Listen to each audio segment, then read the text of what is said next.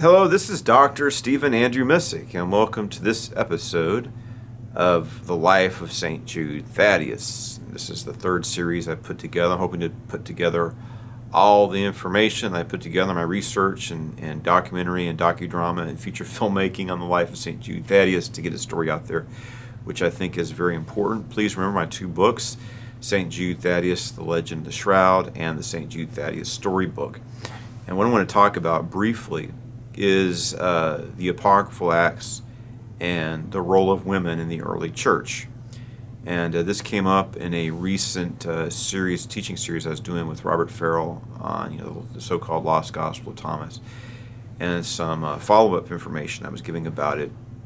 So we have the canon of Scripture, but and which concludes, of course, we have the lives of the apostles and the four Gospels, and then we have the Acts of the apostles. But Eusebius, the father of church history, and other church fathers wrote about the continuing lives and acts of the apostles. I'll give you an example.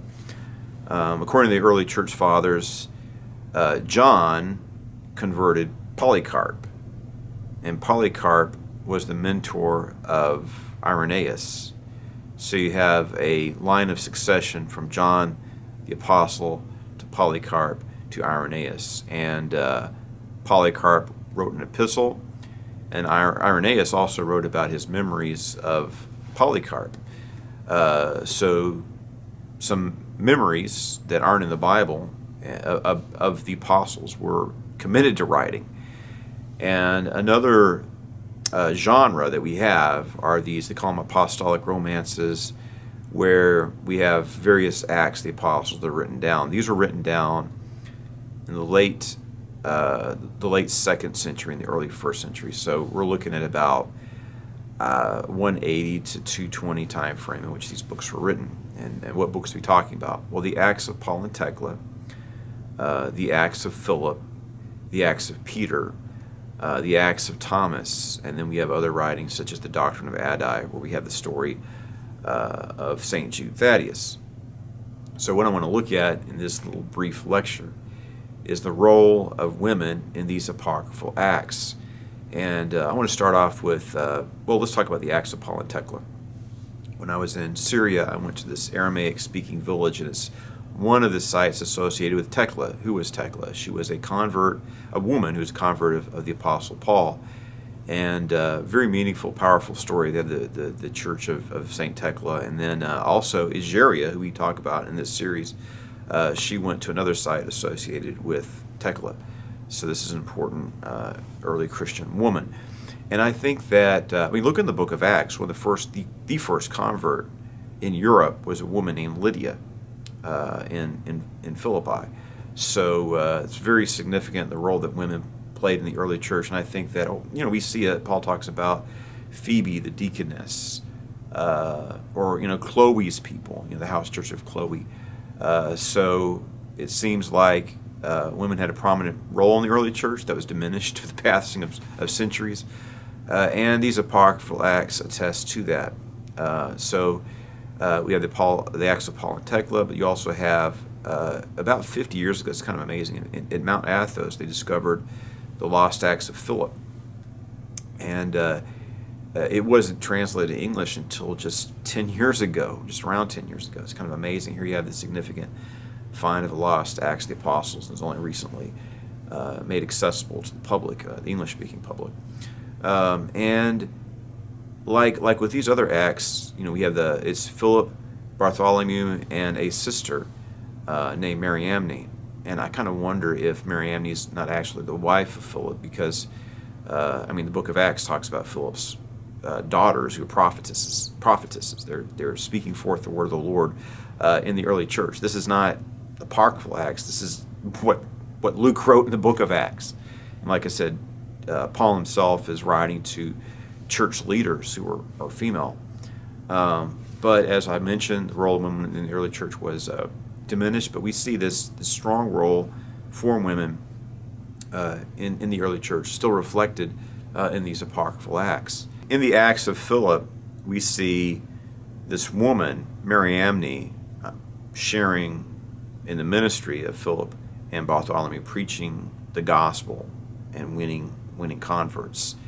And it's kind of interesting seeing some of the concepts in these apocryphal acts, not just some of them, but a lot of like vegetarianism, women, equality with women, basically women's liberation, and animals also play an important role, and the idea that animals share in the redemptive work of Christ. In some of these acts, like a lion is baptized, and you have the love feast with Holy Communion. Animals are participating in the agape feast, and these ideas. Some of these ideas seem kind of shocking and revolutionary even today, but we find these concepts explored in this early Christian literature. We talked about the Acts of Paul and Thecla. We talked about the Acts of Philip. You also have the Acts of Thomas, the story of Thomas in India. And in that Apocryphal Acts, it's got several major converts which are female, such as Mygdonia and I think Tertia. It's been a while since I read it. So in that book you also see, and these women are bold leaders. So they're coming against, Thomas is coming against persecution. He's kind of waffling in his faith, and Mygdonia's rebuking him, putting him to shame. It's like, well, why, you share the gospel with me, and now you're getting scared or afraid or doubting, and I'm not afraid to embrace persecution. So she challenges Peter. So you have this woman, a woman convert of Thomas, rebuking in kindness Thomas for his wavering in his faith a little bit. So like I said, you see the strong role of women. And I was reading recently the Acts of Peter, and in the Acts of Peter, this has this famous story of there's persecution in Rome. Peter decides to flee Rome, and then Jesus appears to him, and we have that famous statement, Quo vadis, Domine. So he sees Jesus and says, "Where are you going, Lord?" And Jesus says, "Well, I'm returning to Rome to be crucified again. I'm going to Rome to be crucified again." And then Peter's ashamed, and he realizes it's prophesied by Jesus there would be crucifixion. So he turns back, and then he's crucified in Rome upside down. But that Acts does mention Xanthippe, one of Peter's converts. And another one of these apocryphal acts is the Acts of Xanthippe, Polysena, and Rebecca. And most of the Acts of the Apostles are about one of the apostles, right? Acts of Paul, Acts of Peter, Acts of Andrew, Acts of Philip, Acts of Thomas. But here we have the Acts of Xanthippe, Polysena, and Rebecca. But that Acts, book of Acts, even though the women are the main characters, they come in contact with Peter and other of the apostles in the course of the narrative. So it's an apocryphal Acts of the Apostles, but the women. So we see in these apocryphal Acts that women play an important role. So Xanthippe appears in the Acts of Peter, and she has her own book as well. And these women were canonized. They're canonized in the Orthodox churches as saints. So the story in the Eastern churches has been embraced as true, and these women and their faith is venerated. But this is kind of an obscure thing now, and it's kind of interesting to see the prominent role that women played in the early Acts of the Apostles. How historical are they? Well, probably these books are, I think it's obvious they're legendary. They're probably based on actual events and probably actual people, but the stories weren't recorded until decades after the events actually transpired. So I think that's very significant. So in our story, especially in the feature film that we made with St. Jude Thaddeus. Now, someone contacted me today, an Assyrian from about the city of Edessa, which was an Assyrian Christian and Aramaic city-state. And King Abgar-Ukama, that's an Aramaic name, Syriac name. It's where the Syriac dialect. If you go to you got the Aramaic churches, Syriac Rite churches. The dialect of Aramaic they use is a dialect very similar to the way Jesus spoke, but specifically it's a dialect spoken in Edessa, the place where Thaddeus, St. Jude Thaddeus, or Mariades, he's called in Aramaic, preached. And scholars don't debate where the Syriac dialect came from Edessa. Nevertheless, the Armenians, which are Aramaic is a Semitic language. That means it's related to Hebrew and Arabic. But the Armenians are Indo-European people, and they claim King Abgar as an Armenian king, even though he's Syriac. Why do they do that? Well, we need to realize, even World War I, you had these, you had the Tsar of Russia, you had the Kaiser of Germany, and you had the King of England, and they looked very similar because they were all cousins. So even back then, royal families tend to intermarry. So Armenia may have, even though King Abgar is ethnically and culturally Assyrian, it's very possible he might have had some connections with the Armenian people as well. And Armenia has embraced King Abgar of Edessa as one of their own. They've even have currency with a picture of King Abgar. The way we have George Washington on our $1 bill, they have King Abgar in their money. And they're identifying him as an Armenian king, even though he was Assyrian as much or more so than he was Armenian. But be that as it may, it seems like Thaddeus Mar Adai went and he evangelized the Assyrians and all the people of the East, including the Armenians. And according to Armenian tradition, you had the king Sanatruk of Armenia, and his daughter Sandukt was converted by the preaching of Thaddeus. And the movie made, St. Jude Thaddeus, Legend of the Shroud, dramatizes this great story of the conversion of Sandukt and her martyrdom. But we see it's a common theme in many of these acts, women embracing the church and becoming prominent Christians in the early church period. So why were women so attracted to the gospel? Well, I was talking to someone who'd been, or was talking about like the mosque right in the Middle East. You have a circular shaped building, and in Islam, men and women do not worship together. It's forbidden. But in Christianity, like even in the Eastern churches, women sit on one side of the church, men in the other. But women are not forbidden from participating. They might not be clergy, but they're not forbidden from participating fully in the church. They are given baptism. They are given communion. And Paul says in his epistles things like, in Christ, there's no male or female, there's no Jew or Gentile, there's no slave or free man. We're all one. So women found this a liberating message. And other religions in the ancient world, like just take for instance the Roman religion of Mithraism, women were not allowed to participate in that religion in any way whatsoever. Strictly a man's religion. So the equality and the liberation, the forgiveness of sins, the idea that even Jesus Christ himself, Mary Magdalene, Mary Bethany, Martha, he had women followers and disciples who apparently accompanied him and his 12 as they traveled preaching the gospel, and they supported his ministry.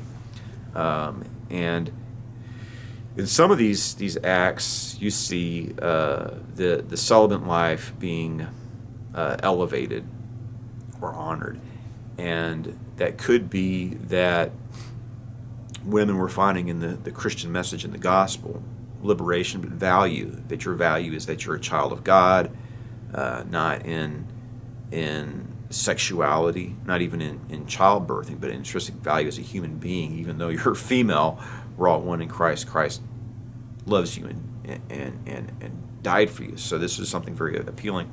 So there's a book written especially about the acts of Xanthippe, Polyxena, and Rebecca. And the scholars looking at the Apocryphal Acts, noticing the theme of the role of women in these books, like we see in the Acts of Thomas, we see in the Acts of Philip, we see in the Acts of Paul, and of course in the Acts of Xanthippe, Polyxena, and Rebecca, and other of these Apocryphal Acts, this prominent role of women. And the author of this book about this subject, called The Revolt of the Widows, he's advocating the position that these books were written by women. I mean, it's possible. I think that's unlikely. I do think that the person who is writing these books was writing them with a female audience in mind. Maybe the patronesses, if that's what you would call them, the women who were there might have been wealthy women who were supporting, because it's to write a book. It's a big endeavor to sit down and to create it in your mind and put it on paper. And then just the material back then, it all had to be done. You had to have the paper, you had to have, the ink and the time to put it together. So usually you had someone who was a patron who was supporting the writer. So the argument is that I'm thinking that the person writing this is thinking about writing for a female reading audience or a female listening audience. I think it's possible but unlikely that the authors were women themselves. I mean, probably need to look at his argument, but like I said, I don't know if that's true, but I think it's very true that the author had a female audience in mind. But we need to bear in mind that in ancient times, and we see this in the Sermon on the Mount, you have heard it said, but I say unto you, why did someone asked him one time, why did Jesus tell his followers to listen to what the scribes and Pharisees say? Because the scribes and Pharisees could read and write, and they did not have the luxury back then or the means to have 100% literacy the way we enjoy in our affluent society today. Probably only 30 to 40% of men could read and write. And if that's the case, that means only 10 to 5% of women could read and write. For a woman to be able to be taught to read and write, she had to come from affluent society and be wealthy, because life was hard. This is pre-electricity, and there's a lot of work to be done by women and by men, and most women didn't have the luxury, most men didn't have the luxury to learn how to read and write. However, we have Egeria, who wrote the story. She wrote about the story of Thaddeus, or she alluded to it in her book on her pilgrimage, the Pilgrimage Area, and she's writing around the year 380. So I have to, she's the first Christian author we know of, right? So I was listening to the Aramaic Psalms, it's the Odes of Solomon, and I kind of wonder, I wonder if some of these Psalms were written by women. And you also have like these Apocryphal Acts, not me, but the scholar is claiming that perhaps a woman authored these, at least some of these Apocryphal Acts. Scholars have also proposed the idea that one of the sources of the Torah, called the Book of J, was written by a woman, and I think a strong argument can be made if the documentary hypothesis is true, where you have JEPD.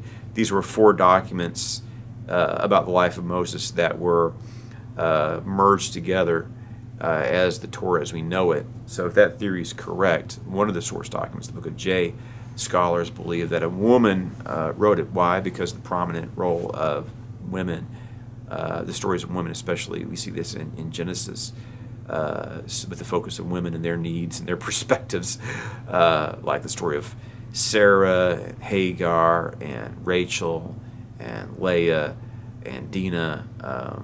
So because of that, some people say, well, maybe this source of the Torah, which has a strong focus on female characters and their wants, desires, and needs and perspective, maybe a woman actually wrote this. So I'm not saying that's true or not. I'm just saying that some scholars think that parts of the Torah were written by a woman. And if not, we need to realize that the Psalm of Miriam is a prophetess, the sister of Moses is. So you do have something written by a woman in the Torah, at least with that. So as far as we know, however, we can speculate about earlier authors, whether they were female or not. But we know for a fact that Egeria, who wrote about the story or alluded to the story of Jude, Thaddeus, and Thomas, she's the first definitive Christian author, this female that we know of, even though there might have been some who wrote anonymously before that. So I think it's a very interesting subject, the role of women in the early church. And maybe you could say, well, women's role was repressed, but there's always been women throughout church history played a pivotal, important, and very influential role as leaders of communities, as mystics, as theologians, as visionaries.